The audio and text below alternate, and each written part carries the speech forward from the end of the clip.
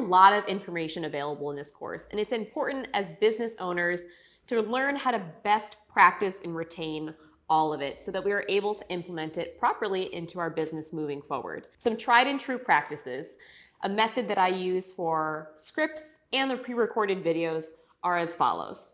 Step 1, watch the videos. Take notes, try to retain as much as possible, but focus on watching them all the way through and getting a decent understanding of what's to come. Next, take a couple days to process this information and revisit it. Yes, these videos are not meant to be watched once. There's so much information, especially if a lot of it is new. It should be revisited and check up with your notes, expand upon them, leave some space to follow up and add on. And that's really going to be a really wonderful point of reference from your perspective to reflect on. After watching the videos, read through the scripts that we have provided. It is valuable to put your own spin and to put things into your own words eventually, but to start to retain as much as possible, learn and practice what we have provided so you have a really good understanding and you're presenting the correct information to your clients. By this point, you should have a really good understanding of what's to come. And now I encourage you to practice with a friend or family member.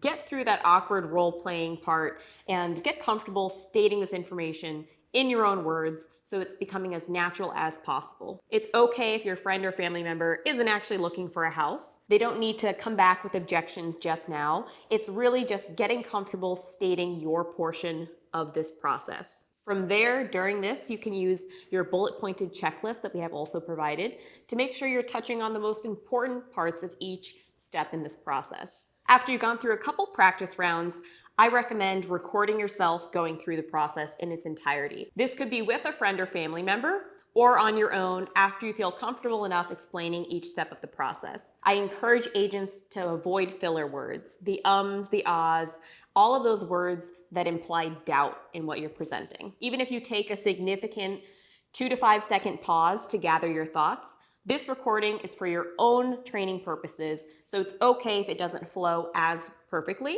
You just don't want to train your brain to automatically go to those filler words as a place of comfort. Once you have this recording, use it for your own learning and training purposes. Listen to it while driving, going between showings, have something to reference back to. If you hear yourself fail, you'll be far more inclined to perfect what you're already doing and really master the scripts that we have available. Eventually, you will have a live client to practice this with. And I call it practice because there's always room for improvement and growth. And the client that you're talking to, they don't know how this meeting is supposed to play out. You can have your printed out bullet point checklist with you in your own folder to follow along with to make sure you're covering each important part of the transaction and offering process to ensure that you're offering all of the value to this potential client so that they feel comfortable signing an exclusive right to represent with you and working through the home buying process with you by their side. Now that you've mastered the entire buyer strategy meeting, you're going to be going into meetings with multiple clients and figuring out how to handle live objections with market shifts. Stay up to date on all of this information in the Reinvest community. Tap in, ask questions, talk to your peers, see what's working with their meetings, and what you could possibly implement further into the meetings with your potential clients. We want to see you get involved with the Reinvest community and take your business from production to legacy.